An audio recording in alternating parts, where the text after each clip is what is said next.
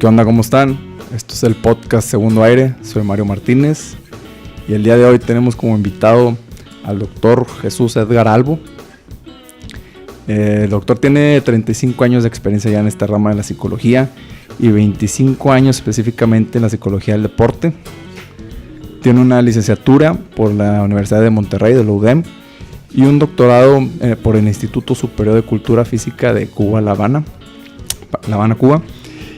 Y aparte de esto cuenta con un consultorio privado llamado Profesionales Asociados del Deporte y la Salud, donde atiende atletas, profesionales, amateur, gente normal que vamos a nombrar, vamos a decirle por así en este caso, ¿verdad? Así es. Y creo que ese tema va a salir muy comúnmente en la plática ahorita, refiriéndonos a personas normales, pero...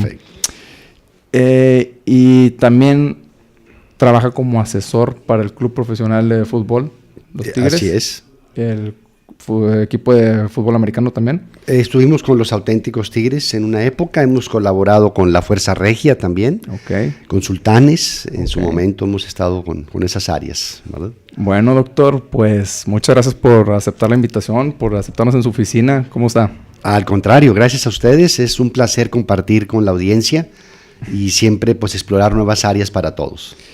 Fíjese que tengo aquí pues bastantes temas, bastantes preguntas que le pudiera hacer, pero me gustaría que empezáramos, como ves, y con una breve descripción, introducción de quién es, cómo comenzó y por qué escogió esta carrera de psicología del deporte. Pues bien, mira, fíjate que empecé a estudiar psicología porque siempre me gustó mucho colaborar con otras personas. A pesar de que me iba bien en la escuela, en las ciencias exactas y en las sociales, como que me inclinaba más por lo social.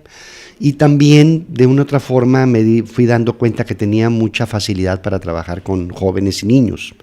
Entonces me decido venir aquí a Monterrey. Yo soy nacido en Torreón, pero crecido en la frontera de Nogales, Sonora.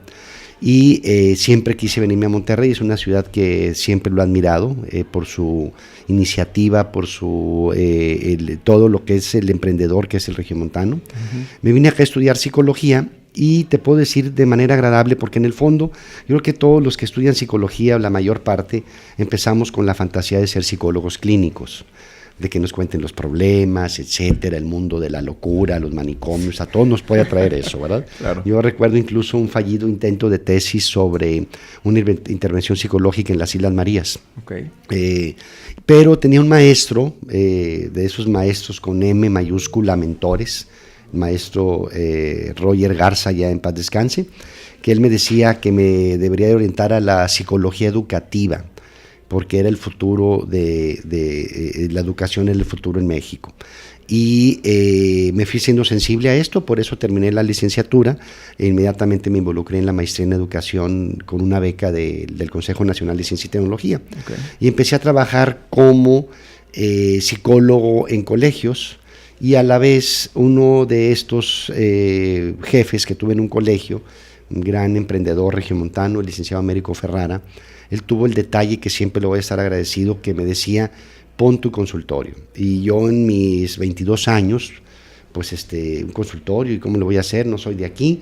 Total, me dice: te vas a poner ahí en esa oficina y yo te voy a mandar clientes. Y esa oficina, pues hoy por hoy jamás volvió a cerrar. Estoy hablando de enero de 1985. Yo terminé en diciembre del 84. Todavía ni nacía, fíjate. Entonces, fíjate nada más cómo pasan los años, ¿verdad? Entonces me involucré en la psicología educativa y estuve 10 años en ese medio, entre colegios y consultoría, haciendo un poquito de counseling, de orientación vocacional, trabajando en hábitos de estudios con los jóvenes, ayudaba al ingreso de carreras, etcétera. Pero me frustraba mucho el ver cómo me llegaban clientes aparentemente con problemas educativos y de aprendizaje, y al evaluarlos pues me daba cuenta que no tenían problema, que el problema, si es que había alguno, era la óptica de los colegios. Entonces, ¿qué pasa? La mayor parte de los colegios pues buscan instituciones, están dirigidos a la norma, a las personas normales. Y los extremos son poco atendidos, esto es los rezagados y los muy destacados, los extremos de la curva de Gauss famosa, ¿verdad? Y eso me empezó a frustrar. Yo me sentía que estaba cooperando en la práctica privada a mantener ese status quo, ¿sí? Entonces, andaba yo con un poco de inquietud profesional. Yo tenía la concepción, porque así me la transmitieron mis maestros en la UDEM, de que el psicólogo es un agente de cambio. Y lo sigo pensando. No puede pasar un paciente, cliente, llámale como queramos, por tus manos y seguir siendo igual. Tenemos que producir un cambio, un pensamiento, un cuestionamiento, cambios en hábitos, cambios en ópticas de vida. Entonces yo me sentía más un agente de adaptación que un agente de cambio. Y a la vez yo ya empezaba a andar, me gustaba nadar, empezaba con un kayak en la presa de la Boca, empezábamos las primeras bicicletas de montaña, nos metíamos allá a la Huasteca, ¿verdad? Y pues, como ciclista yo veía las dificultades que teníamos cuando nos impactaba la fatiga, cómo me cambiaba la mente cuando me sentía fatigado y cuando no. Entonces de repente dije, oye, en una plática informal con un maestro, él me hablaba de técnicas de relajación que funcionaban para gente estresada, para bailarines, para atletas, y en eso yo, ¿cómo que para atletas? Sí, para su preparación mental. ¿Cómo? Me empezó a interesar, y después de un par de meses de estar coqueteando, con el gran apoyo de mi esposa, le digo, ¿sabes qué? Quiero quemar las naves de la psicología educativa y partir de cero en la psicología del deporte. Entonces, pues anduve tocando puertas.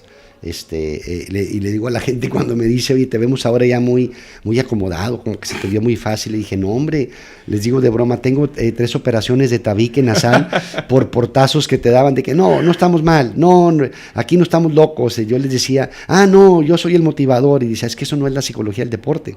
Entonces así empezamos poco a poco, y bueno, pues ya son 25 años en esta fabulosa profesión. Y me imagino que no es algo... Aquí están, vamos a recibir.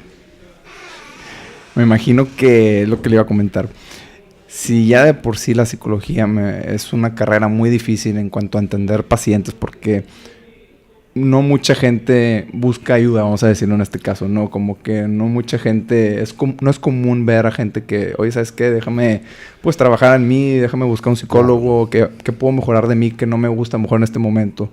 Si incluso detectar ese problema es aún más difícil, el intentar buscar ayuda, pues hay... resistencia, sí, hay ¿verdad? Resistencia, ¿verdad? Y ahora, enfocado en la psicología del deporte, yo creo que aún más, y tratando de personas que pues la mayoría van a ser muy seguras de ellos mismos, porque oye, pues soy un atleta elite, yo qué voy a necesitar de alguien más si ya puedo lograr tantas cosas, ¿no? Entonces, siento que sí ha sido un camino difícil, pero a la vez no le damos la atención debida a lo que como se le correspondería a esta carrera. Claro. Y ahorita que habla de la fatiga, me recuerda mucho una frase célebre que dijo Vince Lombardi, que la fatiga hace de todos nosotros unos cobardes, ¿no? Como que no entender a veces cómo debes de plantear a lo mejor un entrenamiento, cómo debes de, pues tú prepararte para lo que sea que va a venir de pruebas. Pues ahí es donde la gente empieza a fallar, ¿no? Como claro. La preparación. Claro. No, hombre, olvídate, con lo que me comentaste ya me diste muchas vertientes, ¿verdad? Primero, tenemos una tradición cultural muy buena en humanidades en este país, muy mala en ciencias exactas, pero a la vez mala en ciencias de la salud. Si tú ves, por ejemplo, los argentinos, los chilenos, pues allá existe el psicólogo clínico de siempre, igual que aquí, pero allá es parte de la educación ir al psicólogo. Y aquí para nosotros pero es ignorancia, porque pensamos que el psicólogo es clínico.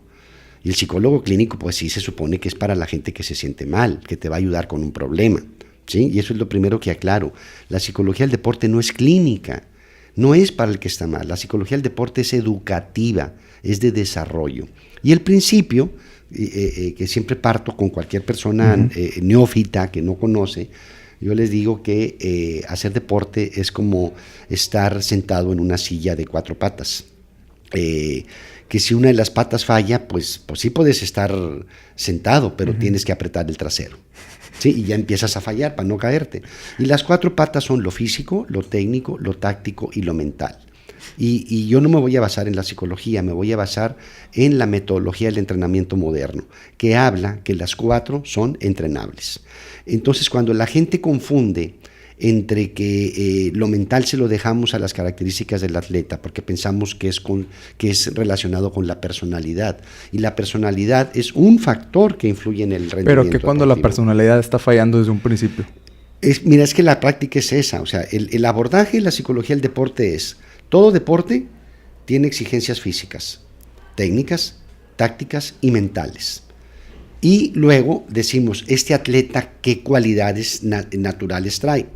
Y en función de eso, las que no se les desarrollan y las que trae se le potencializan, ¿sí? Entonces, en la psicología del deporte igual, los 5 procesos básicos son motivación, concentración, autoconfianza, cómo regular la intensidad y el manejo de las emociones. Y en el manejo de las emociones puede tener un impacto la personalidad, ¿sí? Pero hay muchos estudios de cuál personalidad es la idónea para el deporte, y en realidad hay atletas exitosos de todas las personalidades si hacen un entrenamiento mental adecuado que compense un poquito lo que la personalidad per sí represente, por así decirlo, una debilidad. Vamos a suponer, yo soy extrovertido y dentro de mi extroversión soy un poco agresivo, pues llega un momento en que ya obvio esa extroversión se me va a convertir más en un enemigo que en un factor a favor. ¿Sí? Ese es uno de los factores que tenemos que aclarar. Y la otra, también hablabas de la fatiga. En la fatiga hay varias lecturas. Como producto del entrenamiento, se debe de producir fatiga. Sí. Si se acaba un entrenamiento y no hay fatiga, porque la fatiga, más que como fenómeno psicológico, como un fenómeno bioquímico, para que pueda haber, después de una recuperación, lo que se le llama el fenómeno de supercompensación, y una persona va mejorando poco a poco, ¿sí? Pero tenía mucha razón el señor Lombardi. Dice el Tao, esta filosofía Tao, ¿verdad?, de que dice, pues a fin de cuentas, ¿qué es la valentía? Sino la sabiduría del cuerpo de sus propias fortalezas. ¿Y qué es la cobardía? Sino la sabiduría del cuerpo de sus propias debilidades. Entonces, dentro de toda persona, tienes que identificar el valiente y el cobarde que hay dentro de él, porque es cuestión de momentos. Sí, entonces, y el poder identificarlos, es ahí donde puedes decir, oye, le hago de esta forma, puedo ser mejor, ¿no? Llegar a... Exactamente. Ciertamente hay personas que son más tolerantes al dolor por características del sistema nervioso central, pero también se puede entrenar. El que una persona no sea tan tolerante al dolor sea un poco más de lo que considera que es. Y la cuestión de la fatiga igual, ¿sí? Podemos irlos llevando más allá, porque muchas veces yo, como le digo a los atletas, la fatiga, el que nos debe de avisar es el cuerpo. Pero por la mayor parte de los atletas empieza en la cabeza. Híjole, se me hace que me voy a cansar, no voy a poder, ya no puedo, y hace cuenta que es la instrucción que le das en el teclado a la computadora, enter, el CPU lo ejecuta. Ya desde ¿sí? que el momento que lo estás pensando es prácticamente seguro que lo vas a hacer, ¿verdad? Entonces yo a los atletas les sugiero al revés, no pienses en la fatiga y que el cuerpo te avise. Y cuando el cuerpo te avisa, viene el segundo esfuerzo, un poco más. Resiste, y viene ese segundo o tercer esfuerzo del que hablaba. Pero hay casos en que los atletas no reconocen la fatiga, ¿no? Que se exigen aún más. Lo que pasa es que hay atletas que tienen más tolerancia al dolor, e incluso puede ser, por ejemplo, vamos a hablar del miedo ligado a estas emociones. Sí. Por ejemplo, cuando vemos atletas temerarios que ascienden paredes, ascenso libre. Como Alex Honnold, ¿no? El documental hace poco de Free Solo. Exactamente. O sea, esos cuates, está comprobado, cuando les hacen resonancias magnéticas, que tienen subactivada, fíjate, como una deficiencia, tienen subactivada las zonas del miedo en el cerebro. Entonces, por eso son temerarios. ¿Pero a dónde los va a llevar eso, doctor? Pues no, pues están jugando siempre con el límite. Muchos de ellos, que tarde o temprano se pierde, ¿no? Si tú ves, si lees la biografía del caído en desgracia Lance Armstrong, su libro que se llama It's Not About the Bike, que él habla de, que dice que su triunfo fue no por la bicicleta, sino porque él tuvo cáncer y luego logró controlarlo y bajó de peso, y eso hizo que su corpulencia no fuera tan grande, que le costaba hacer buenos tiempos, primero en triatlón y luego en ciclismo. Entonces, en la primera página de It's Not About the Bike, empieza diciendo: voy ascendiendo las montañas de los Pirineos en el Tour de Francia y Wiri Wiri, y cuando llego al Alpe d'Huez, que es el puerto más difícil, ¿sí? Viene el descenso y solo veo el horizonte y de repente la nada. Así me quiero morir. Fíjate, o sea, descendiendo y volar al precipicio, o sea, muriéndome haciendo lo que hago, ¿sí? Entonces, pues, estoy de acuerdo contigo, porque el miedo, a fin de cuentas, es un mecanismo que nos advierte, o sea, el miedo es necesario para la sobrevivencia humana, ¿sí? El miedo solo nos está diciendo, oye, vas a enfrentar esto, prepárate. Instintivo. Ese es el mensaje del miedo. Si no lo tuviéramos, seríamos muy temerarios. Yo le digo de broma a los jóvenes, si no los tuviéramos, pues ahí donde hubiera el cavernícola. Ah, mira qué largos dientes tiene ese león, vamos a tocarse. Vamos a tocarlos a ver qué tal. Pues exactamente, ¿verdad? Es ese tema de conservación, ¿sí? Y ahora que habla sobre miedo, sobre las fatigas, sobre propio entrenamiento, tú como psicólogo deportivo del deporte, si estás trabajando con un atleta, tienes que trabajar en ponerte de acuerdo con el entrenador, nutriólogo. Claro. ¿Qué tan fuerte es la relación con ellos? Mira, debe de ser muy fuerte, debe de ser muy buena.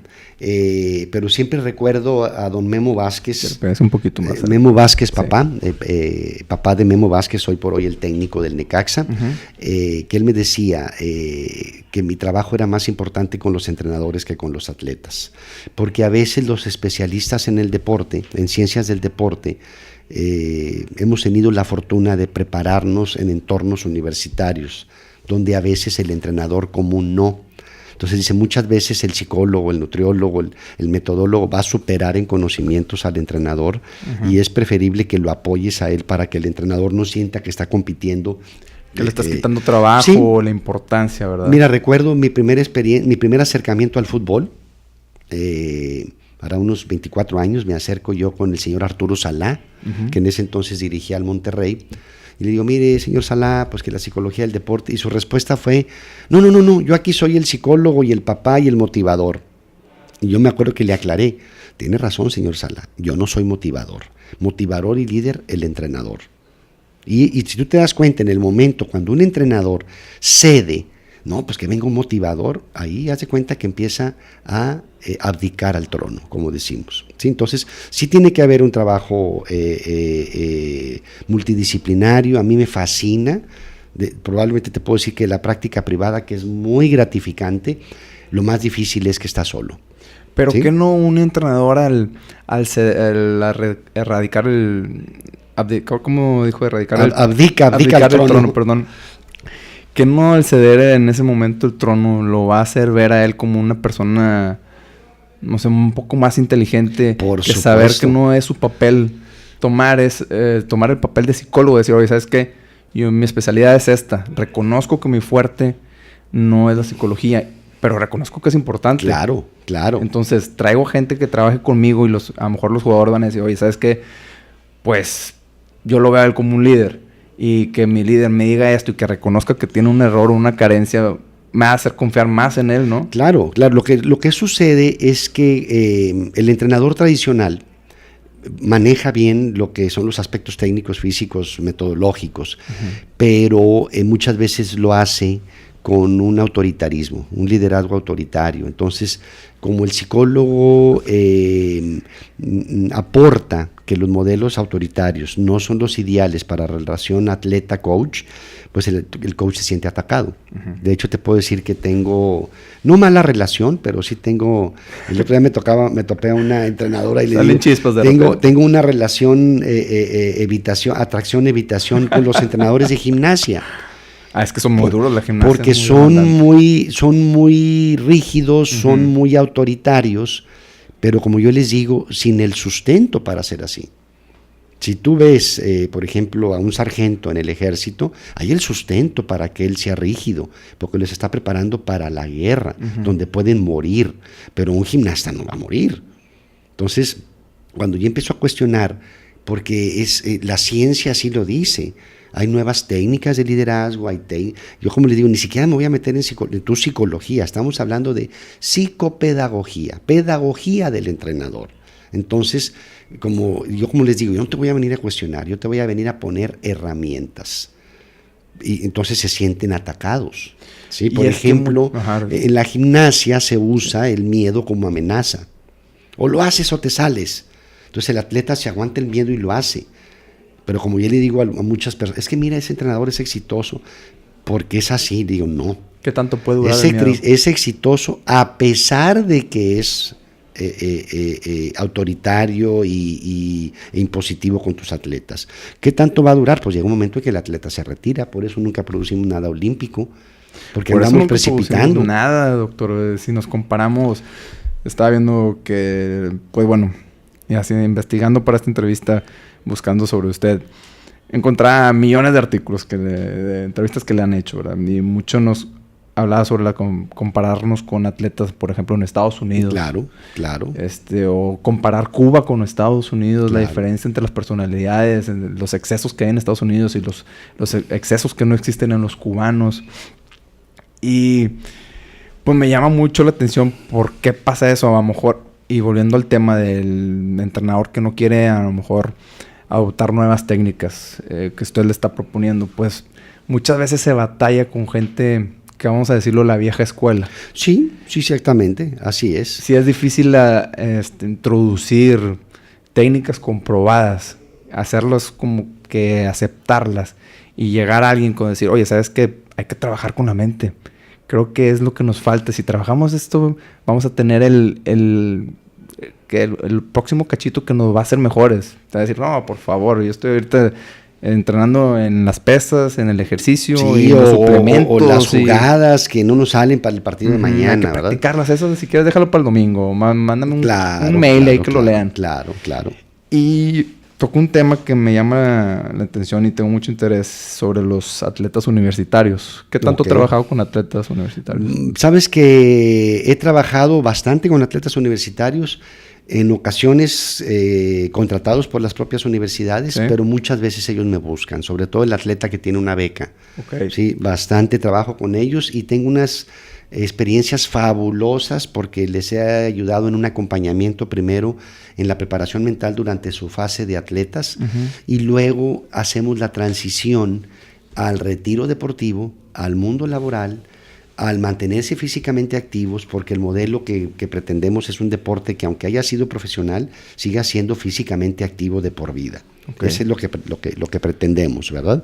Y luego con estos chicos les ayudamos después a hacer su transición y con ellos termino le digo de broma, ¿no? Empezamos aplicándote test psicológicos y orientándote para las competencias y ahora terminamos reuniéndonos en un bar a tomar una cerveza, a celebrar tus éxitos laborales, ¿verdad? A lo largo de los años, y es muy gratificante porque paso de ser psicólogo del deporte o preparador mental, vamos a llamarle así, a ser mentor. ¿Sí? O coach de vida, ¿verdad? Que es muy gratificante. ¿Cuál ha sido de los principales problemas que le ha tocado ver con atletas universitarios, doctor? Mira, la mayor parte de las veces es el tema de hábitos para organizarse entre su vida académica, personal y deportiva. Y dos, mucho tema del manejo de la ansiedad. ¿Sí? ¿Ansiedad por qué? Ansiedad. El famoso nerviosismo ante la competencia, ¿verdad? Sí, eso nos pega mucho. ¿Y qué sobre la presión familiares? También me ha tocado ese tipo de cuestión. Por ejemplo, eso lo vemos mucho acá en el entorno del fútbol de fuerzas básicas, que hay presión de los padres, porque hay altas expectativas. Dice Bill Beswick, uno de mis grandes mentores, él fue psicólogo del Manchester United y selecciones inglesas por mucho tiempo. Él dice que hay dos grandes asesinos de la actitud del atleta. Uno son que él está pensando qué van a pensar mi familiar, mi coach de mí, y otro, o sea, las expectativas de los demás, y la otra es la expectativa del resultado. Sí, él le llama así. ¿Y cuándo se va a preocupar por la expectativa de él mismo? Exactamente, ese es el tema. Entonces, por todo eso, yo creo que se benefician. Yo, como les digo, la excusa es el deporte. En realidad, pareciera que la vida es un deporte y podemos decir que es la psicología de la vida.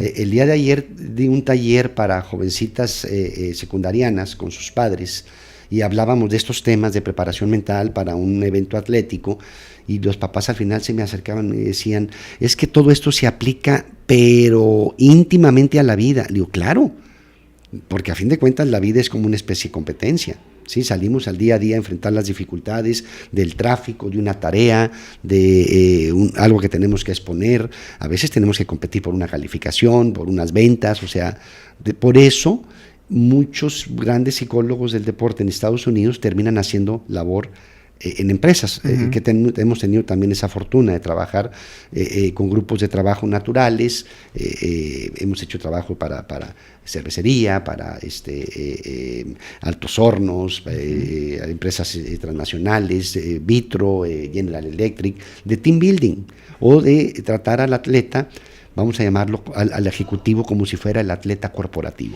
Y ese es un tema que quería tocar ahorita que estábamos platicando de eso, que me llamó la atención, que decía que ahora se reunía con sus atletas para cuestiones laborales, celebrar cuestiones laborales. Y yo pienso que la psicología del deportista se relaciona a muchas otras áreas de la vida, no nada más el deporte. Y si en este caso hablamos de empresarios, emprendedores, más que nada, ¿no? La psicología del deporte. Claro. ¿Qué características ahí puede mencionar sobre...? Fíjate, te puedo decir que hice un proyecto padrísimo, ocurrente, con Emilio Cadena. Él es director de una empresa exitosísima que se llama Prodensa.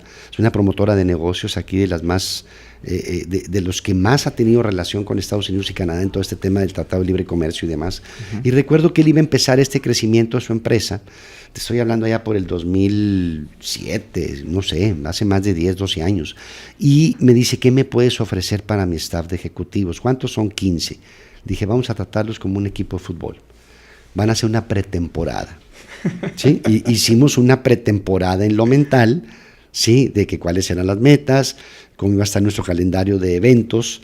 Tenían que estar en buena forma física y hacer ejercicio, y en buena forma mental. Entonces hicimos lo que se llama una periodización del entrenamiento psicológico, ¿sí? Como una temporada planificada, pero en lo mental para un grupo de ejecutivos, ¿verdad? Entonces, pues es padrísimo. Y ¿sí? Que se planea poco a poco ir subiendo hasta llegar a... exactamente, y luego vas haciendo mediciones, indicadores, y te vas acercando, y si no te vas acercando, ¿por qué? Y haces modificaciones en la marcha. Decía uno de mis grandes maestros, el doctor Aristiel Danier, en paz descanse, gran gestor del cambio deportivo aquí en México. Por ideas de ellos empezaron lo que es el modelo de Olimpiadas Nacionales y demás, ¿sí? Y él decía que el entrenador tenía que saber improvisar, pero no ser un improvisado. Esto es, yo empiezo un trabajo con un grupo de atletas como psicólogo, hoy vamos a trabajar habilidades de relajación para manejar el estrés, y veo que está planificada la actividad para media hora, y a los 15 minutos la dominan, o a los 15 minutos yo veo que no logro tener su atención, lo recorto. Lo recorto y lo ajusto y lo documento. Improviso y pongo acá, esta sesión hay que replanificarla, porque estaba planeada para 30 minutos, pero un grupo eficiente te la hacen 15.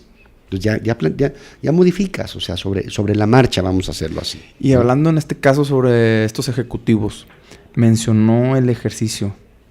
¿Qué tan importante es tener este balance de salud física con la salud mental? Me refiero, por ejemplo... Hace poco estaba hablando con un amigo que toda la vida ha hecho ejercicio, ¿verdad? Toda la vida él ha sido deportista, muy exitoso. Dejó un tiempo y ya sabes, lo típico, que engordó, ¿verdad? Claro, y problemas, le empezaron a surgir problemas personales y todo. Y regresó otra vez al gimnasio, empezó a hacer pesas y lo empecé a ver más activo, más en la forma hasta en la que platicábamos. Y me dice hace unos días, oye, ¿sabes qué? Desde que hago pesas, y lo interrumpí y le dije... ¿Tienes más confianza en ti mismo? Me dijo, sí.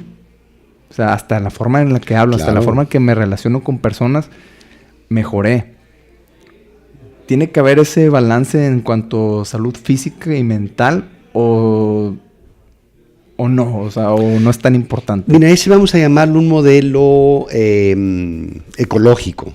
Sí tiene que ver. Ya no es como la época de antes. Si tú ves la serie Mad Men, pues fumaban y tomaban alcohol en las juntas a media mañana. Sí. Así era el mundo empresarial en los 50, 60, 70, ¿verdad? Pero ahora pues ya no es así. Fíjate, dos vertientes. Una, el tema del atleta corporativo.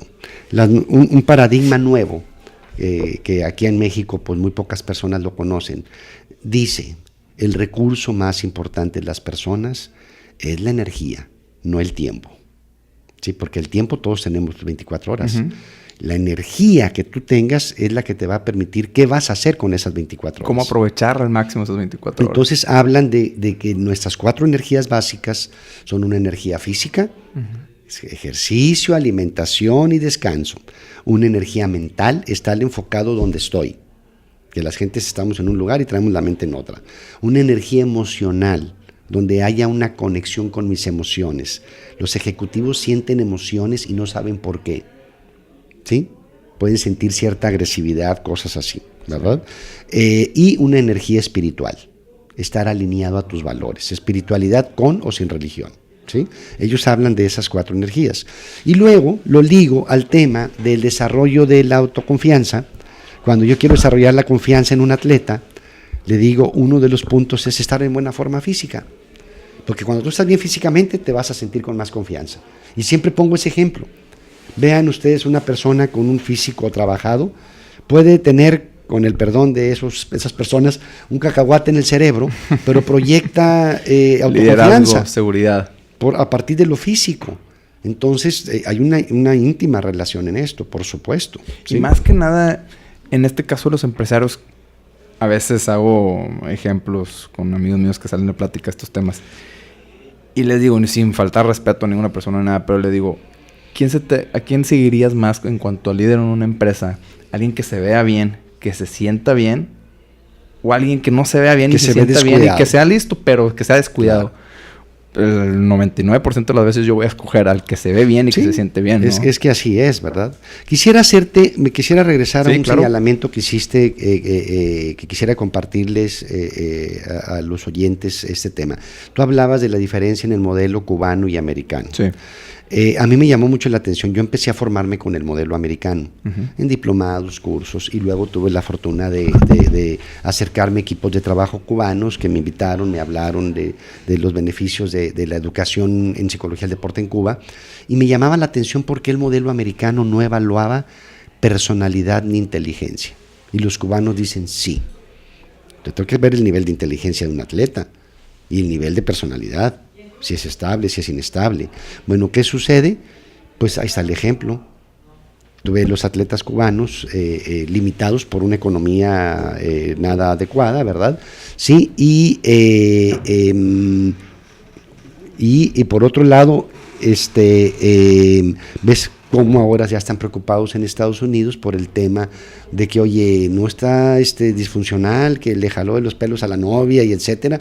Ahora ya se dieron cuenta que es necesario saber la personalidad del atleta. Pero muchas veces en Estados Unidos, doctor, se enfocan en esos temas por cuestión de imagen, ¿no? Claro, yo creo. claro. Y no le dan la verdadera importancia desde una base de hace muchos años en cuanto a trabajar. Pero mira, todo este fenómeno del Me Too, todo el fenómeno de que cada vez sus ligas se abren más al resto del mundo, todo el fenómeno de que le invertimos gran dinero a atletas destacados y se nos fue a la basura porque era disfuncional, porque tenía malas relaciones personales, por su poca inteligencia de manejar sus finanzas, ahora ya los preocupa.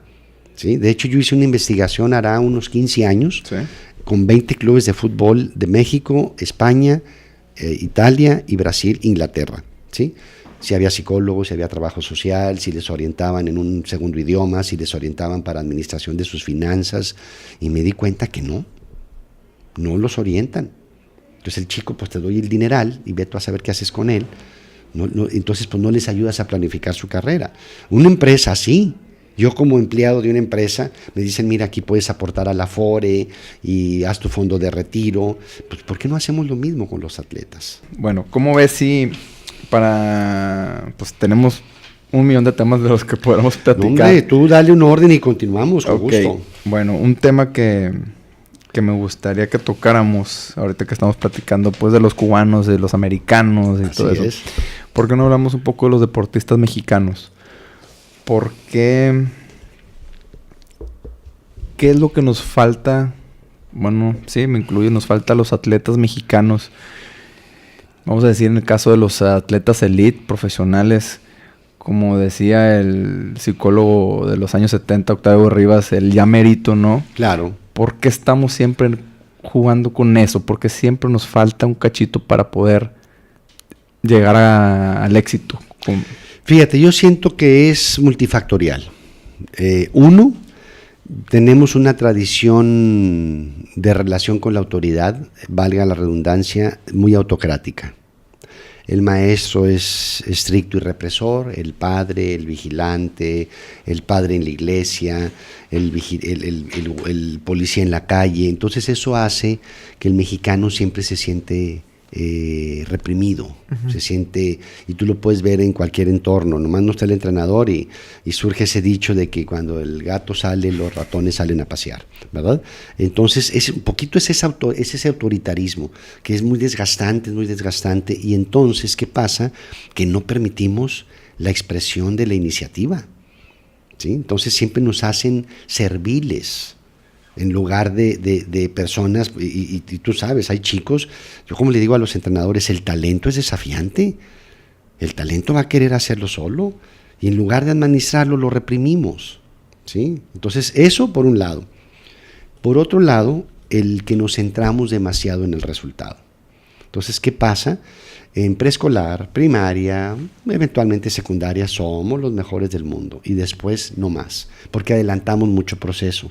No le damos tiempo al chico que se divierta por el disfrute mismo, ¿sí? No respetamos las fases sensibles, ¿sí? Y si aparte de eso hablamos, pero yo sigo pensando que es mucho el país, porque casualmente cuando esos atletas jóvenes se van a otro lado, triunfan tanto como los de otros países. Entonces, a veces lo que falla es nuestra cultura, ¿sí? El entorno cultural, ese sobreproteccionismo familiar. O sea, es una mezcla del autoritarismo varonil, de la figura paterna, con la figura sobreprotectora de la madre. ¿A qué se refiere sobreproteccionismo familiar? Por ejemplo, ¿tú tienes hermanas mujeres? No, hermano grande. Por ejemplo, ¿qué pasa? En una familia con niño y niña, al niño, oye mamá, fíjate que ando aquí con una chavita, pero también salí con aquella y el otro. La mamá, ese es mi rey, mi galán. Y la niña, pobre de ti que andes ahí de lingorilingo, ¿verdad? Yeah. Entonces, ese tema, sí, o por ejemplo el chico, no, que a mi niño no me le griten, y que, a ver, véngase conmigo. Y aquí he visto cosas tan graves, por ejemplo, un chico prospecto destacado, pero a fin de cuentas un joven. Yo soy de la idea, mientras seas joven, la escuela se te tiene que exigir. ¿Por qué? Porque tienes cerebro. Igual que el modelo de los nerds, oye, debes de hacer ejercicio. ¿Por qué? Porque tienes cuerpo. A eso me refiero con ese equilibrio, ¿sí? Mente sana en cuerpo sano y cuerpo sano en mente sana. Mente sana en cuerpo sano, tradición ateniense, que fueron los que ganaron la guerra contra los espartanos. Por eso el modelo educativo es primero las ciencias y lo académico y luego el deporte. Si hubieran ganado los espartanos, nuestro modelo educativo sería cuerpo sano en mente sana, ¿sí? Entonces, que se empieza con ejercicio, con activación, y luego ya te vas a lo intelectual, ¿sí? Pero regresando al tema del autoritarismo y la sobreprotección, aquí he visto papás que te dicen, pues mi marido es albañil y está echando un segundo piso en la casa y me quiere poner al muchacho a que le ayude en la tarde, y yo le digo que no, que él tiene que descansar porque él va a ser futbolista. Yo le digo a la mamá, no. Eso no se lo debe de quitar. Los deberes que debe de tener, los debe de tener. Es su circunstancia, ¿sí? ¿Por qué llegaron los maratonistas kenianos?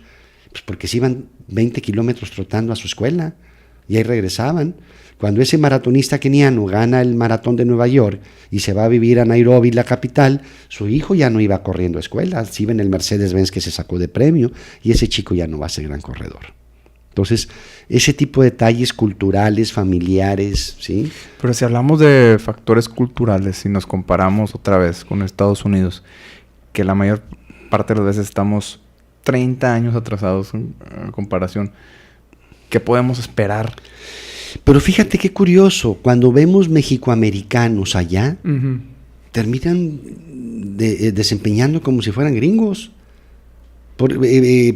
Fíjate, una frase muy sabia que dijo aquí un directivo en alguna ocasión, se la dijo a Marco Fabián, este jugador mexicano que estuvo en Alemania un rato. Que estuvo en Alemania. Bueno, cuando él estaba acá en Chivas y que me quiero ir a Europa, el directivo le dijo, él es una persona europea, si quieres jugar en Europa, empieza por comportarte como europeo aquí.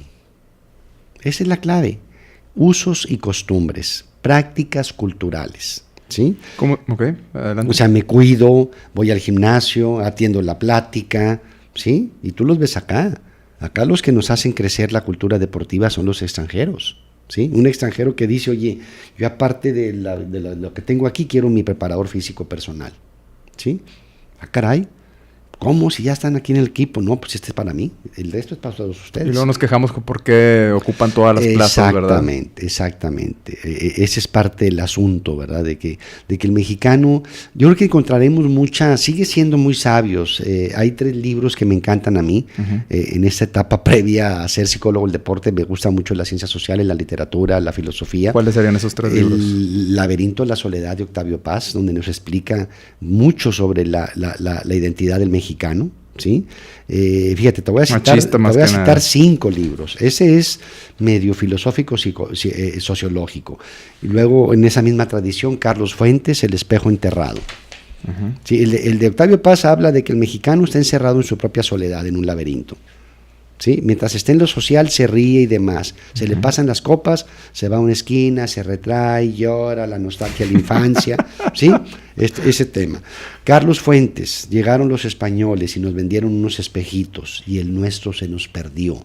Y por eso no sabemos quiénes somos. Uh-huh. Lo tenemos que encontrar y desenterrar para vernos y encontrarnos en él. Uh-huh. Y el tercero es un migrante catalán que vino aquí con el éxodo de la Guerra Civil Española en los años 40, Roger Bartra. Los 3 tienen el título poético, los libros, se llama La jaula de la melancolía. El mexicano está en la propia jaula de su melancolía, de un pasado glorioso que no conoció, los aztecas, Tenochtitlán y demás, y un futuro prometedor que nunca ha llegado, ¿sí? Y los otros 2 son de psicólogos.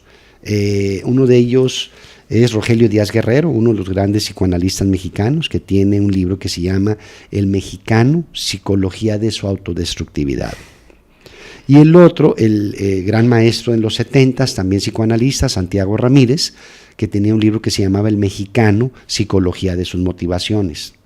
¿Sí? Entonces, ahí encontramos un poco por qué somos como somos, ¿sí? Muy peculiares en relación al resto de Latinoamérica, aunque tenemos muchas cosas en común, ¿sí? Ahora, hagamos el ejemplo que llega con usted un jugador, un atleta, que no está abierto a recibir apoyo, vamos a decirlo, psicológico. ¿Cómo atacaría, cómo sería su planeación para trabajar con él? Fíjate, lo primero que yo les digo, mira, cédeme una sesión. Y te voy a explicar de qué se trata y luego tú decides. Si tus directivos siguen insistiendo, te pido 3. ¿Sí? Y luego, aquí hacemos un trato tú y yo, para yo decirle a tu directivo que tú no lo necesitas, que estás bien, pero tú tienes que comprometerte a tus acciones en el terreno que respalden lo que yo voy a decir. ¿Sí? A fuerzas no jala. Pero muchas veces es por miedo. Eso ya me queda claro. Cuando alguien no quiere al psicólogo es por miedo o por ignorancia. Clarito. O no sé qué es la psicología y tengo una idea preconcebida equivocada, o me da miedo que no vaya a ser que el psicólogo sepa cosas de mí que yo no le quiero decir. Yo, como le digo, pues yo puedo inferir cosas por las teorías, pero en la medida que tú no te abras, yo no te voy a conocer, no puedo acceder. Pues, ¿cómo? Entonces es una mezcla de las dos, ¿verdad? Entonces es importante que tanto como las personas como los jugadores que se abran. Claro, mira, dice una máxima en la psicología en general, no ni siquiera del deporte. Cuando una persona reconoce que necesita ayuda psicológica, ya ha resuelto su problema en más del 90%. Uno nada más lo va a orientar y dar las herramientas para que maneje esa energía, esa problemática, cambie su óptica, etcétera, ¿verdad? Y hablando de esto, que puedas alcanzar tu máximo potencial. Recuerdo mucho, vi una entrevista que le hicieron a Djokovic, el tenista profesional, y me dice que ya en esas alturas de la liga que están ellos, lo único que separa a él y a otro jugador es la fuerza mental que tienen. Exactamente, sí, mira, pero volvemos a lo mismo. 1972, Múnich, Alemania, lo dijo Mark Spitz, el predecesor de Michael Phelps, ¿sí? En la alta competición, la diferencia entre ganar y perder es 99% mental. Lo cual no quiere decir que de 10 horas, 9.9 horas se va a pasar el atleta haciendo preparación mental. No, estamos hablando de ponderación. ¿Sí? Es como en matemáticas pesan más en la universidad que las otras 8 o 10 materias que llevas. No quiere decir que tiene un peso, así le llaman, ponderación, ¿verdad? Sería la palabra más adecuada, ¿verdad? Pero ahí está el tema, totalmente de acuerdo.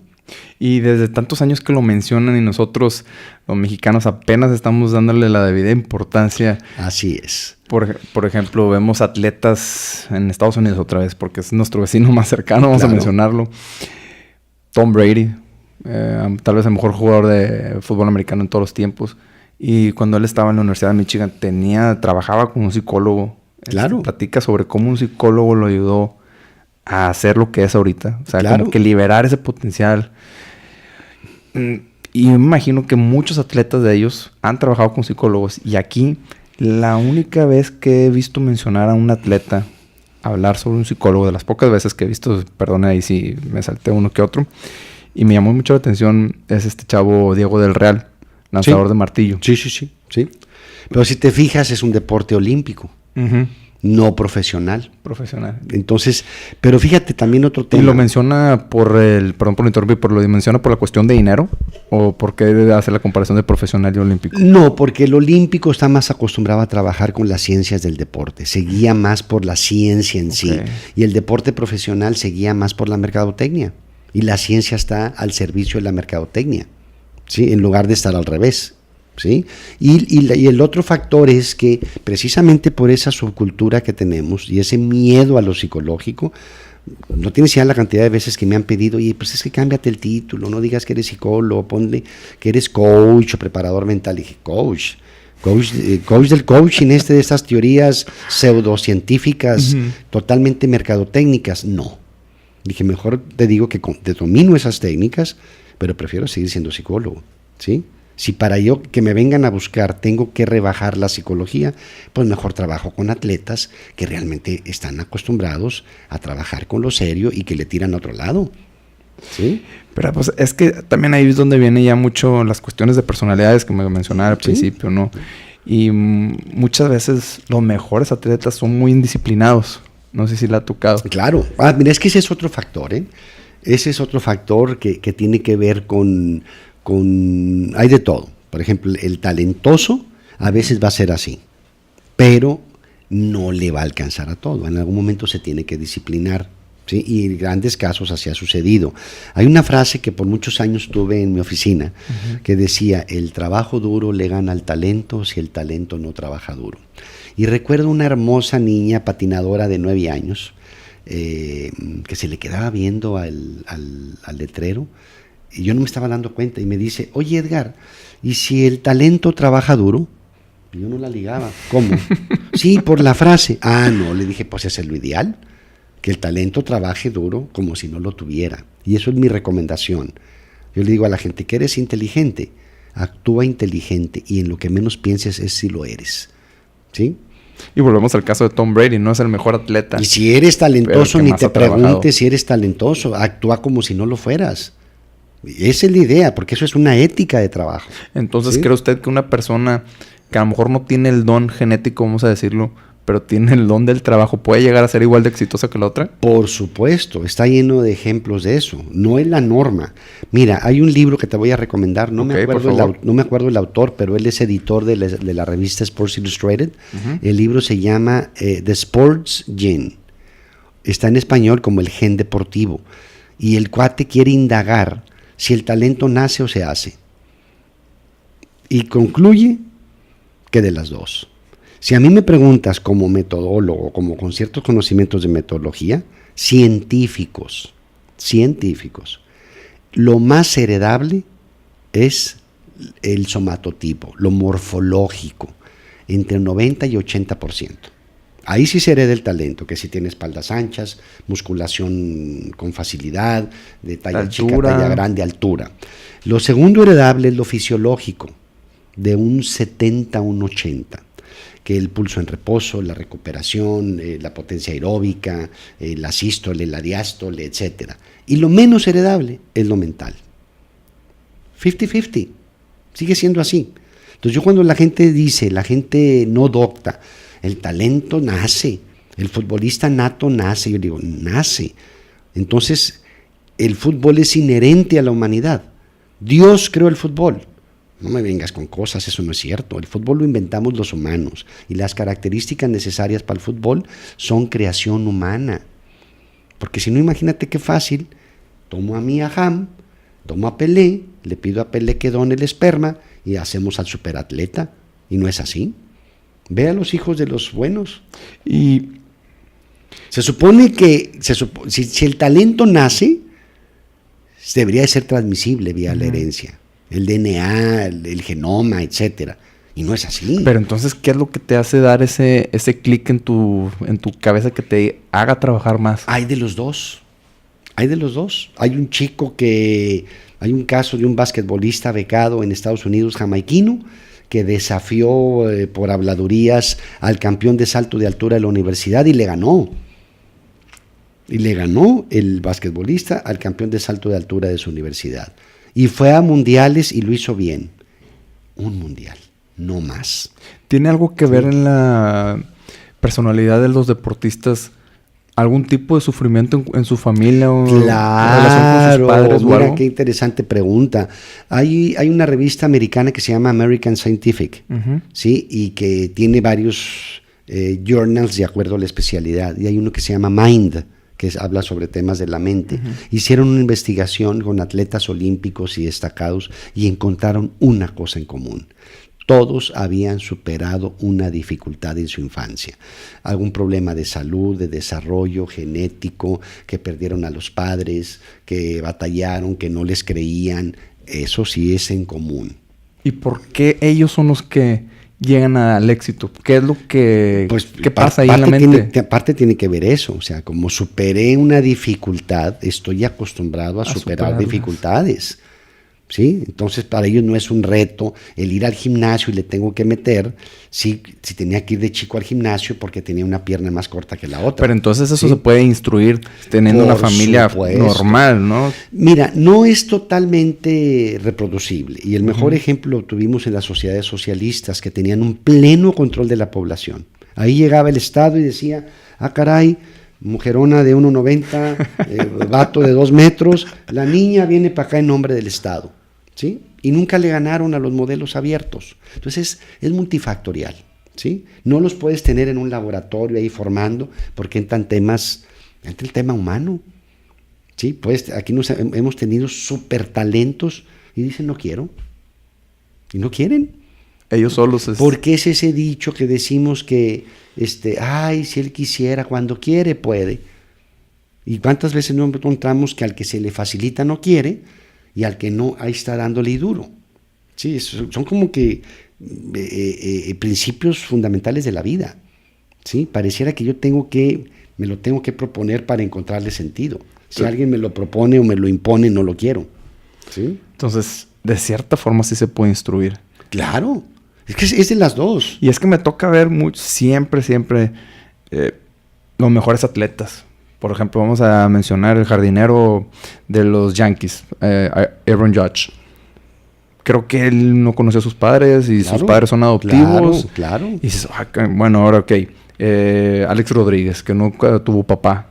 Y lo ves ahorita y es muy exitoso, tiene familia, tiene negocios, salón de la fama. A veces tienen un costo, en su cuestión ¿Cómo qué? Por ejemplo, relaciones... Si quiere pegarse un poquito. Dificultades para las relaciones interpersonales, abuso de sustancias. Pero se pueden superar esas... no, claro, por supuesto, porque ese es el potencial de la psicología. Si yo dijera que no podemos cambiar a las personas, pues entonces ¿para qué existirá la psicología? Pero podemos cambiarlas si ellas quieren. ¿Sí? Si no, no. Y eso no es psicología del deporte, ya estamos hablando de la psicología clínica, ¿verdad? Pero, por ejemplo, tú puedes tener el caso de los Manning. Hogar funcional, un tipazo su papá, los fue llevando con calma, los hacía competir, los dejaba, ¿sí? No era protector con ninguno ni con el otro, y los dos chicos exitosos, o sea, no hay una fórmula, ¿sí? Porque ¿a qué me refiero? Siempre buscamos fórmula, ¿verdad? No se puede. Ahora, fíjate bien. Fíjate los términos en el talento. Detección, selección y desarrollo. No habla de detecta y ya está, no, lo tienes que detectar y luego lo seleccionas y luego lo desarrollas. O sea, en otras palabras, lo que detectas es la materia prima, el diamante en bruto, y tarde que temprano lo tienes que pulir. Es muy raro y por eso existen películas, el The Natural. Queremos, mira, lo sacamos del barrio y ya juega, ¿verdad? Pues es muy raro eso, ¿sí existe? Sí, claro que existe, como existen personas que sin haber tenido una educación musical, con un poquito de estimulación, desarrollan un sentido extraordinario. ¿Sí? O sea, hay de todo, es tan amplio el espectro, pero sigue siendo nuestra tierra prometida, el cómo detectamos y desarrollamos talento. Y el cómo encontrar una forma de hacer el trabajo duro algo normal. Además, vamos, si supieran de eso los atletas, pero desgraciadamente, hablemos a lo mismo. La sociedad, las prácticas y costumbres sociales dicen, eres talentoso, no lo ponga a correr, te preocupes. Aquí te pasamos. Yo digo, no. Aquí te becamos. Yo tengo una máxima, que es talento igual a responsabilidad. Luego, privilegio. Pero aquí lo primero que hacemos es, un niño le pega bien. Aquí vemos niños de 10 años que le pegan bien y nos vienen a decir que ya tienen representante y que lo quieren en Europa. Yo les digo, por favor, let the children play, let them alone, déjenlos solos.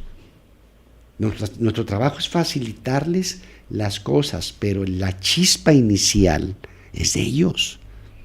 Eso sería un buen tema que dejaremos para después, el tema de los niños atletas que desde que crecen con la presión de los padres desde muy chicos, ¿verdad? No, hombre, olvídate, ahorita quieren tratar a niños de 4 años como si fueran atletas. Ayer que les daba esta plática a las chicas, vi los papás que abrieron los ojos cuando les digo, no están en etapa de que nuestro objetivo sea ganar. ¿Cómo? Entiéndanme, les digo, el ganar es un deseo, es un deseo. Yo no juego racquetball, pero si me invitas a jugar te quiero ganar. Entonces es una tendencia ya como objetivo deportivo después de los 18 años. Y tiene lógica cuando ya entras al sistema universitario o brincas al profesionalismo. Y cierto que se pierden muchas cosas, por ejemplo, los que se enfocan, no, él va a ser futbolista desde los 4 años, puro fútbol. Te estás perdiendo de muchas cualidades que vas a obtener por estar jugando otros deportes. Por supuesto, aquí somos de la idea, yo soy de la idea, lo que pasa es que nuestro sistema en México no ayuda. Uh-huh. Hace 20 años trabajamos sugiriendo un modelo de deportes en un colegio que cada 3 meses cambiara de deportes. Uh-huh. ¿Sí? Por temporadas, guíense por temporadas, pues el frío y el calor. Pero nadie lo secunda. Si decimos, mira, de agosto, septiembre, octubre, vamos a trabajar fútbol, ¿sí? Hay ligas que son de diciembre, enero y febrero. Oye, que vamos a hacerla, por ejemplo, fútbol 7, para que más niños participen, de los más chiquitos de primaria menor, y luego los vas llevando al fútbol 9, fútbol 11. No hay ligas de fútbol 11, de fútbol 7.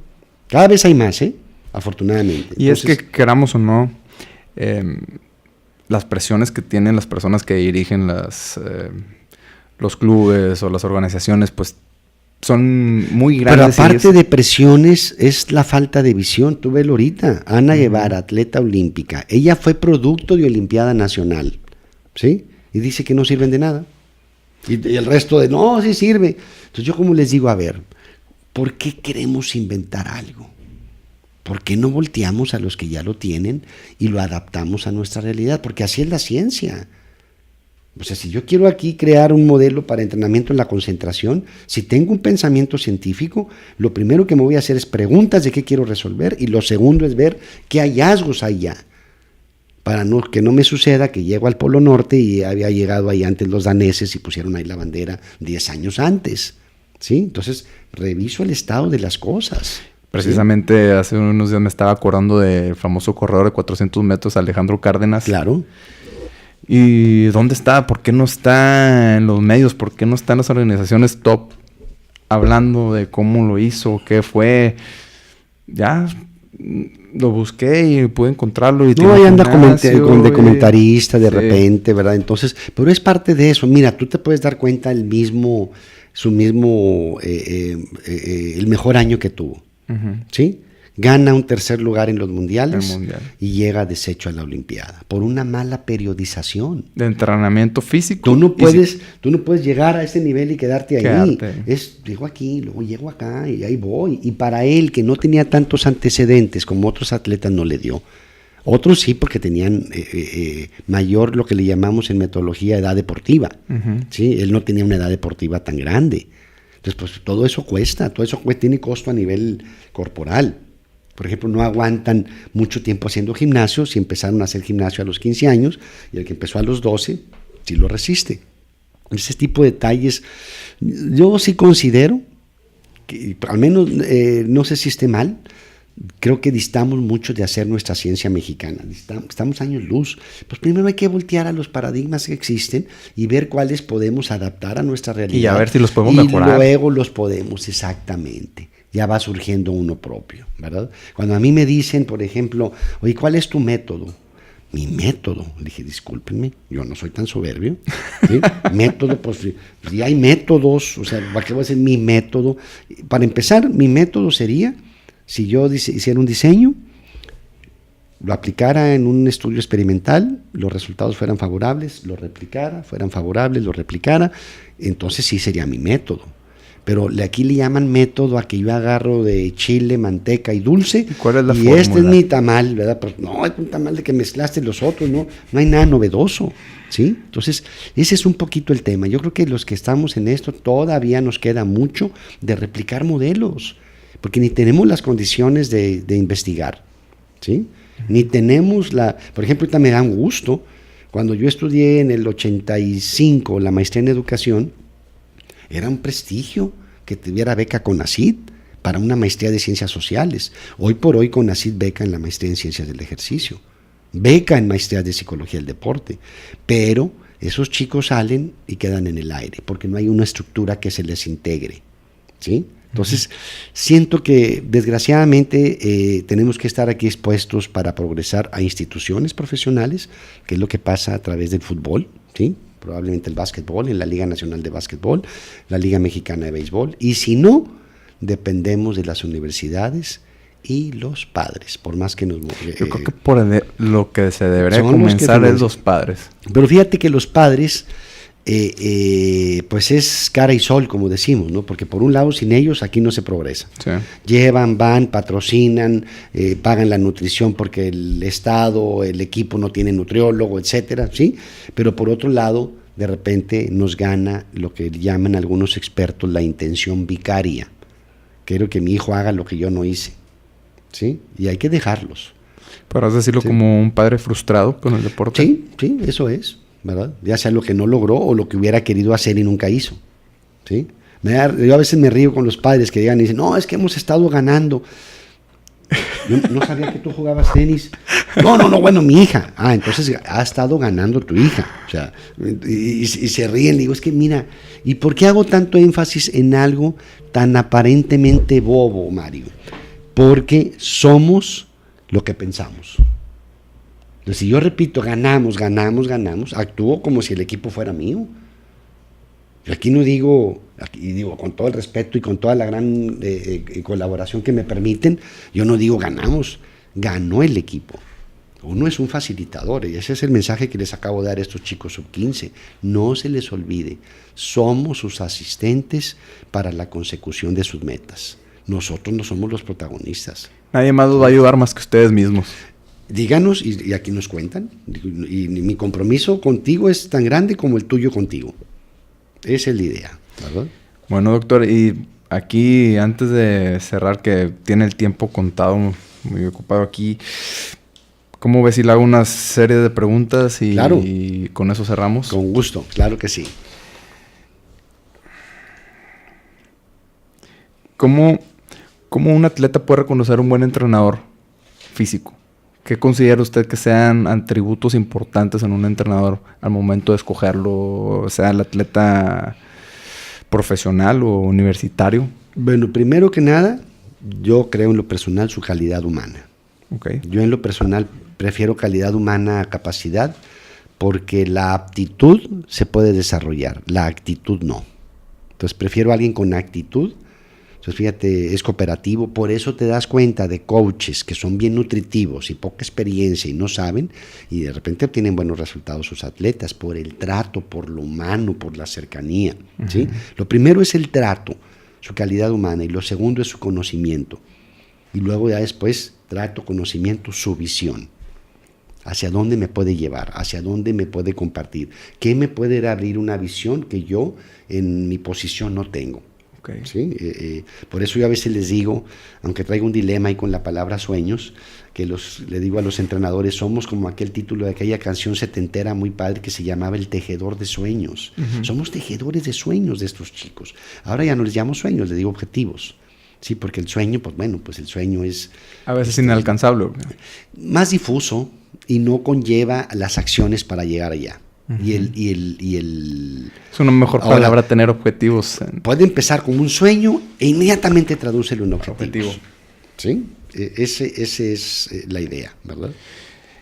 La siguiente pregunta sería, ¿cómo usted trabajaría con un atleta con una lesión? Porque pregunto esto porque muchas veces me ha pasado ver atletas que sufren una lesión y ya no regresan. Ah, claro. Mira, aquí hay toda una rama padrísima que me gusta mucho que se llama la psicología de las lesiones deportivas, ¿sí?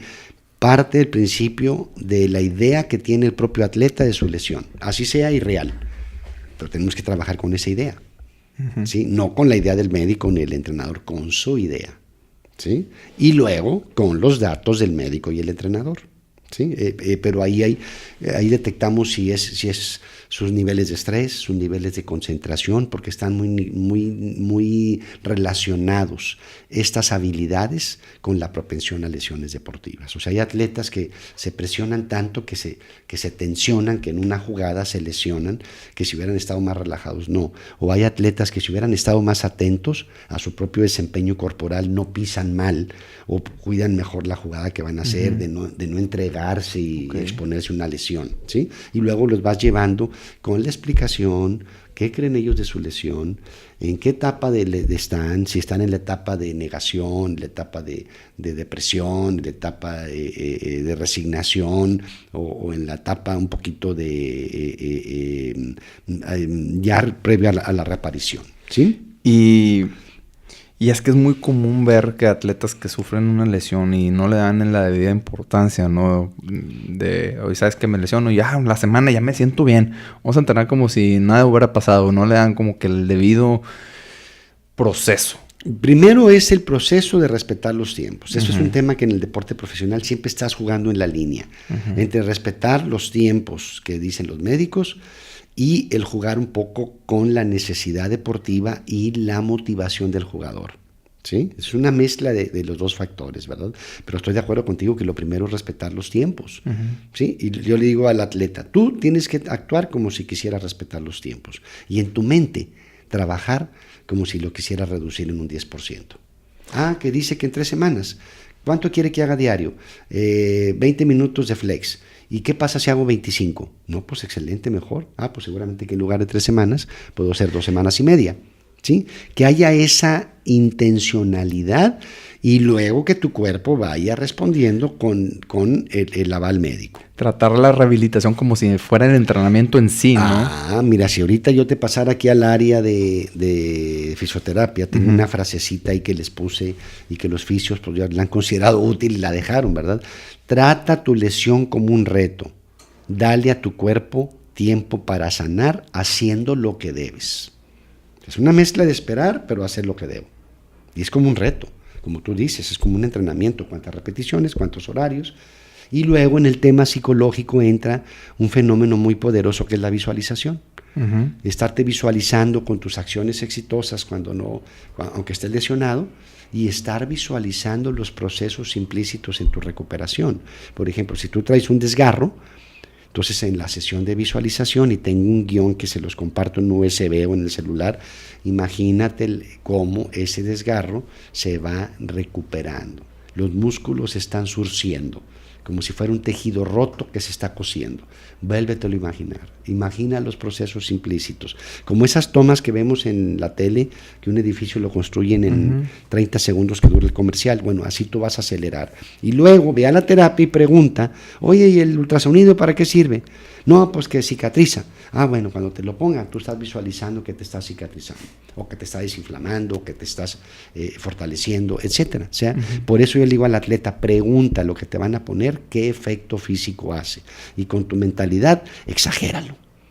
¿Sí? Ese es un poquito parte del trabajo. Y ahorita que estaba contestando una de las preguntas, algo que dijo que me llama la atención y considero muy importante es hablar sobre la depresión. No sé si le ha tocado trabajar con muchos atletas con ese tipo de problema. Sí, pero mira, aquí cuando volvemos a lo mismo, si yo veo que es una depresión por el tema deportivo, lo podemos trabajar hasta cierto grado, porque luego empieza a empatarse con los temas personales. Casi siempre así es. Cuando un atleta se llega a deprimir por un tema deportivo, es porque trae antecedentes depresivos en su personalidad. Y la lesión se los desató. ¿Sí? Es raro un atleta cuando no llega a deprimirse, no llega a esos niveles tan profundos, ¿verdad? Pero sí, yo lo que hago es, si yo ya veo que se está ligando con otras cosas, remitirlo al psicólogo clínico. ¿Y qué cuando se retira? Ese es otro tema, fíjate que si tú ves aquí mi plan maestro de las tareas del psicólogo en el club, que yo diseñé por el 9-6, más o menos, la última era apoyo para el retiro deportivo. Bueno, era un tabú tocar ese tema que me pidieron que lo borrara. ¡Bórralo! No, pues ¿cómo? El atleta si está jugando y ya le estás hablando de su retiro. Y le digo, caray, pues por eso están como están. O sea que si viene el león y al estilo que decimos del avestruz, que no es cierto por eso, meto la cabeza en el agujero, no existe el león, pues de todos modos te va a morder la cola.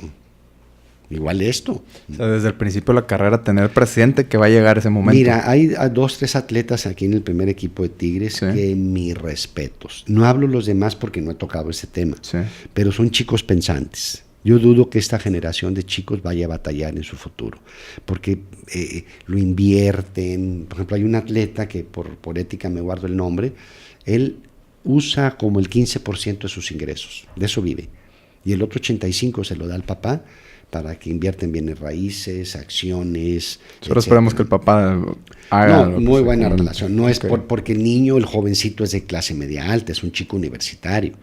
No es el papá que era albañil y que ahora el chico llegó al fútbol y terminan al rato ganamos peleados algo y porque nos volvemos papá, locos. sí, esa que también es muy común, ¿verdad? Sí, entonces, y me pasa mucho ver, por ejemplo, en este caso, jugadores profesionales como en el fútbol americano en Estados Unidos, que toda su carrera tuvieron un físico espectacular, se retiran y ya no lo reconoces. Bueno, ese es otro tema. Mira, por eso el modelo que me atrae, que me seduce, es lo que se llama modelo de desarrollo a largo plazo. Es ya que te retiraste, ¿cómo te mantienes en tu deporte? Como directivo, sponsor, entrenador, voluntario, ¿sí? Síguelo haciendo. Pero a veces el deporte es tan cruel y tan exigente que cuando el atleta se retira ya lo que menos quiere saber es de dietas, concentraciones y gimnasio. Ya viene tan cansado, ¿verdad? Sí, y esa es una teoría muy interesante, la voluntad, donde dice que la voluntad es como un músculo, que cuando la estuvimos ejerciendo demasiado de niños, adolescentes, adultos, en la vejez se atrofia, ya no quieres cuidarte, ya no quieres tomarte el medicamento, y no es porque no quieras vivir, es porque se cansa la voluntad. ¿Sí? Entonces, ese es un fenómeno psicológico, pero está el fenómeno metabólico, que cuando un atleta está acostumbrado a consumir 5,000, 6,000 calorías diarias y quemarlas, y de repente su cuerpo se va a descomponer proporcionalmente al doble que lo de cualquiera de nosotros que somos sedentarios. ¿Sí? Entonces, ese es otro tema. Es donde entra muy el nutriólogo, ¿no? Un tema muy importante. Por supuesto, ¿cómo te voy haciendo la transición? ¿Qué tipo de alimentación tienes? Vele bajando de 5,000 calorías. Michael Phelps, 10,000 calorías cuando se retire. Mira, ahora Michael Phelps come 9 hasta que llegues a comer 3,500. ¿Sí? Y que el estómago se le vaya haciendo. O sea, todo es un proceso adaptativo. Por ejemplo, tú lo ves con los linieros en la NFL. Tienes que tener este peso. Y come piedras, papa, pollo frito, pizza, lo que sea. Ya te retiraste 5 años promedio de vida de los linieros, de promedio de vida profesional. Bye. ¿Y ahora cómo le hago con el colesterol? ¿Y cómo le hago con mi sobrepeso? Ya no tengo gimnasio, ya no tengo nutriólogo. Entonces yo sí siento que debiera de haber una transición, ¿sí? Que creo que los sindicatos cada vez están más preocupados por eso. Y ¿sí? creo que están muy ligados en sí la psicología y la nutrición. Me refiero en cuanto a las novedades que hay, en cuanto a la importancia que se le da. Claro. No, mira, incluso muchas veces, por ejemplo, me ha tocado indirectamente atletas con los que trabajé, que luego están en sobrepeso, que se operan, que con la banda gástrica, que esto y que el otro, que el globo y no sé qué. Van y me buscan, me dicen, oye, ¿me puedes ayudar? Porque me está pidiendo mi bariatra que tenga apoyo psicológico. Ah, claro, con gusto. De estilos de vida, de cómo evadir la comida, de cómo controlarse si vas a reuniones. O sea, le das un apoyo psicológico ahí que él te pueda llamar y, oye, estoy aquí llegando a mi casa y estoy a punto de agarrar un pedazo de jamón serrano, ¿qué hago? Entonces, haz de cuenta, pues retírate, vete. No lo agarres. Como Alcohólicos Anónimos, haz de cuenta, ¿verdad? Por eso existen estos grupos de comedores compulsivos, etcétera, pues sí necesitan un apoyo, ¿verdad? Sí. Y antes de concluir, últimas 2 preguntas, doctor. ¿Qué opina de las redes sociales? Mira, yo creo que las redes sociales es como la tecnología. Las redes sociales deben de estar al servicio del hombre. Pero pasó igual que la tecnología. Los que lo crearon en un afán mercadológico no se dieron cuenta y ahora estamos al uso de ellas. Yo siento que se nos salió de control. Antes de que te vayas, te voy a compartir un pequeño artículo que traduje para mis compañeros coaches, que les voy a repartir, que es de un estudio de la NBA con 120 jugadores de cómo los hábitos de estar en Twitter entre 11 de la noche y 7 de la mañana, que ahí están a medianoche, venía un detrimento en su rendimiento. ¿Sí? Yo estudié en mi prepa, en una prepa federal, que su lema era la tecnología para la liberación del hombre, 1977. Y yo parafraseaba a los maestros y decía, maestro, estoy de acuerdo, la tecnología detiene la superación del hombre, o sea, para de detener. No va por ahí el sentido, es la tecnología al servicio del hombre. Sí, pero detiene. Y no había smartphones, no había computadoras, ni siquiera PCs, ¿eh? Entonces, y por otro lado, los que inventaron el iPhone, en declaraciones de ellos, dicen, cuando lo inventamos, todos teníamos 20 años, 20 y tantos años, y no teníamos hijos. Hoy nos arrepentimos de haberlo creado tan atractivo. Porque yo entro aquí y les digo, yo le llamo al celular desentrenador de la atención, porque reduce tu campo visual, ¿sí? Por eso el jugador está aquí, pasa el compañero a 2 metros y no lo ve con visión periférica. Es que no te vi, pues estaba yo aquí desmarcado. Pues sí, sigue viendo películas de Netflix en una pantalla de 5 pulgadas de... No, deja tu laptop, que las ven en el celular. Pues su campo visual así, ¿verdad? Y es que debemos de sacar lo mejor de los 2 mundos, ¿no? Claro. Ok, puedes usar las redes sociales, pero úsalas para tu beneficio. Y aparte con horario. Con horario. Con un horario. ¿Qué están haciendo en Europa? Oye, pues lo tengo al alcance de la mano para ver qué novedades hay, qué están haciendo en mi competencia. Bueno, pero no lo uses en exceso como para cosas que no se relacionen para nada. O simple y sencillamente entras a un restaurante, déjalo.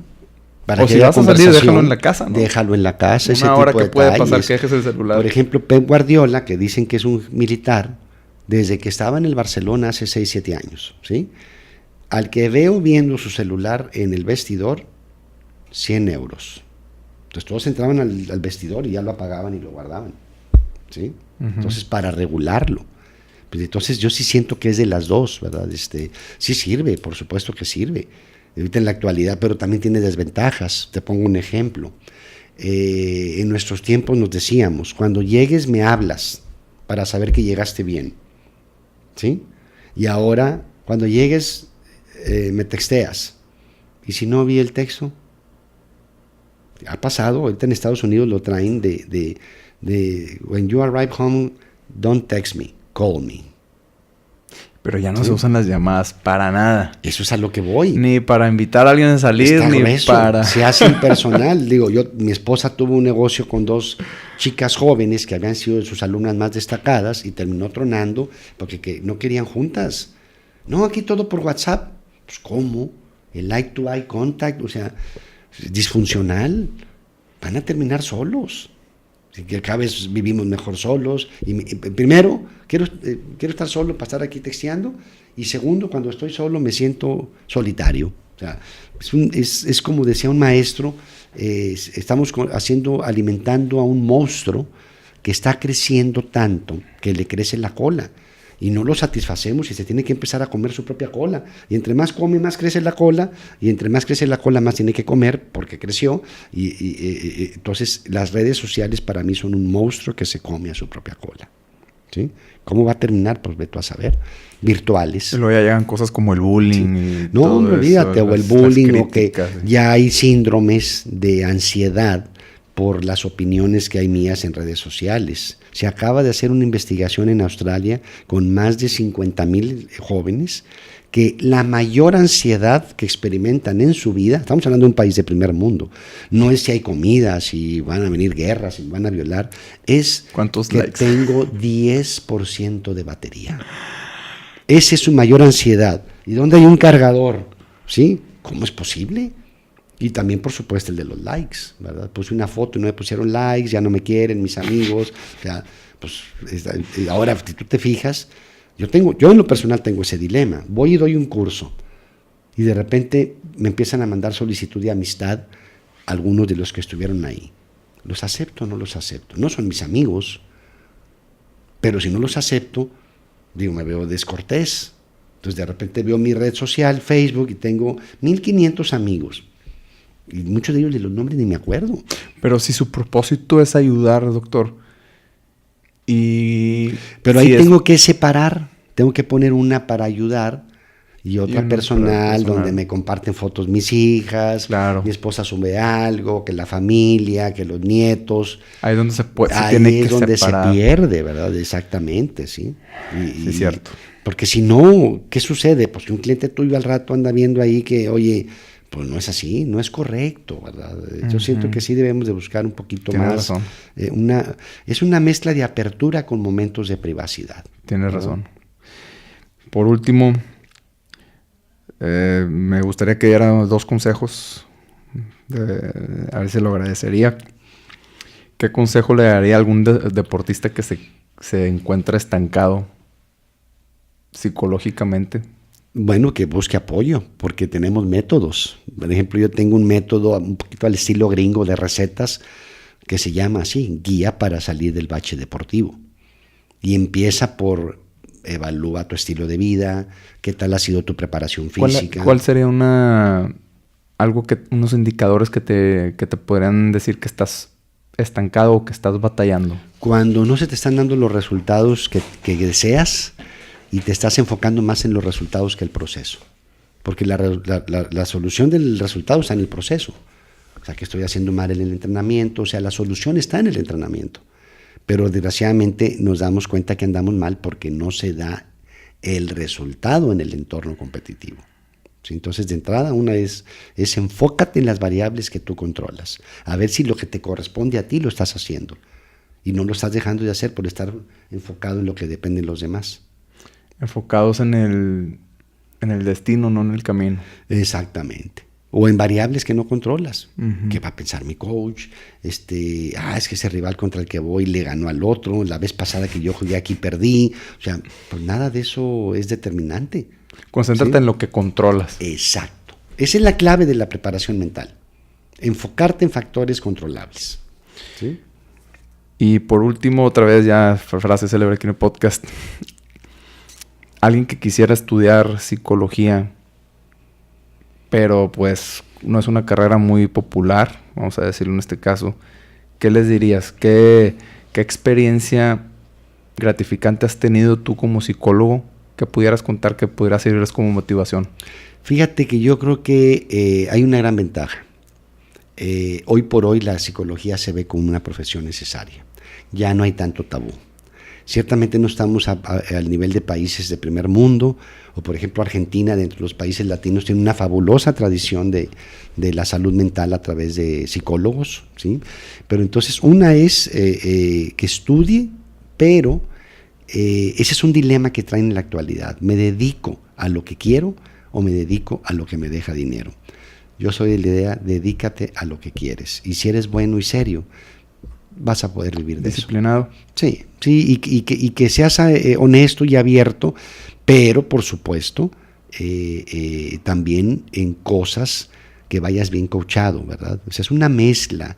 No te puedo decir de que no haga nada nuevo, porque, pues como dicen por ahí algunos, nunca dejes que nadie te diga qué puedes y qué no puedes hacer, porque el que no pudo te va a decir que tú tampoco, ¿sí? Y ese fue mi caso. Te vas a morir de hambre, de psicólogo, carrera de mujeres, me distancié de mi papá a los 4 años de la carrera. Entonces, el tema es querer lo que te gusta, prepararte bien y pensar a quién se lo quieres compartir. O sea, sí tienes que pensar, me gustaría aplicarlo aquí, ¿sí? Y tener paciencia y trabajar. Pues como en todo, ¿no?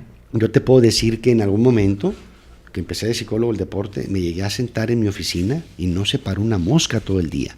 Pero dije, yo no voy a cerrar esa puerta. Y ahorita los jóvenes ponen algo, no sé, no, ya no, mejor me voy a dedicar a otra cosa. No, sé perseverante y si tienes que... lo que sí tenemos que ser muy éticos, no hacer algo con tal de pegar que no está indicado en la profesión que queremos o en lo que estamos ejerciendo, ¿verdad? Pero es una mezcla entre tener objetivos con alguna idea visionaria, porque muchos de los visionarios así fueron, ¿verdad? Pero el tema es, haz lo que tienes que hacer, o sea, estudia, prepárate, esa es clave. No quieras aplicar antes, porque eso también nos pasa mucho con los jóvenes. Ya quieren aplicar, quieren ganar. Yo le digo, no, estás en una época de allá para acá. Gathering information. Primero prepárate, conoce, y luego ya estarás dispuesto a darle algo a la sociedad. Porque ahorita, ¿qué le puedes dar si no estás preparado? Uh-huh. Además de una buena actitud, pues no, es una mezcla de las dos, ¿verdad? Sí. Ahorita que mencionaba Argentina y la preparación psicológica, Uruguay también trabaja mucho. Es que mira, Uruguay, Argentina, Chile tienen una tradición más europea que nosotros. Para empezar, ellos le dieron la torre a su población indígena. Si los mapuches, pues han de ser un 0.000% de la población de Chile, ¿verdad? O los de Tierra de Fuego de Argentina. Y hubo mucha migración italiana y alemana. Entonces, eso les da otro sentido. Podemos decir que probablemente los argentinos sean los más europeos de Latinoamérica, los uruguayos similar. Pero luego, si aparte lo acompañas, que son países de poca población, eso los potencializa. Uruguay, que tiene el tamaño de Nuevo León. Pequeñito, ¿sí? Y nos gana en cada ranking de la FIFA y... Claro, estoy de acuerdo. Sí, entonces, yo sí siento que es una mezcla de los países muy numerosos, muy grandes, uh-huh, tienen más problemas. Digo, tú ves Estados Unidos, ¿sí? No está unificado. Nada que ver el este con el oeste y nada que ver con los sureños. Los sureños o los del medio, uh-huh, los del valle y del medio, que nadie pela a los pobres, ¿verdad? Y, igual México. ¿Qué tiene que ver un sonorense con un yucateco? Un chapaneco con un yucateco, que están casi ahí de vecinos. Decía Luis González y González, un gran historiador mexicano, que hay 7 Méxicos, ¿sí? Por cuestiones culturales, históricas, sociales, ¿verdad? Entonces es difícil, por eso a veces pues el país, aunque no queramos, está polarizado, ¿verdad? ¿Sí? Y si aparte no tenemos líderes que unifiquen, pues tantito peor, está pues más polarizados, ¿vale? Bueno, pues doctor, muchas gracias por darnos tiempo, por dejarnos venir a platicar con usted y pues como me dijo al principio, creo que estaría bueno de repente grabar temas relacionados. Así es. Darle seguimiento, sí, ¿verdad? Y mira, yo creo que con un doble sentido, Mario. Eres una persona inquieta, sabes, tienes visión de las cosas y también yo creo que se podría fortalecer mucho los podcasts que produces, uh-huh, si de repente tienes sugerencias de la gente, oye, no pueden hablar de este tema que traemos aquí, claro, la necesidad, y abierto con todo eso. Bueno, pues muchas gracias, A tus órdenes. Nos vemos entonces a la próxima. Muchas gracias, hasta luego. Saludos. ¿Dónde guardas todo enseñado?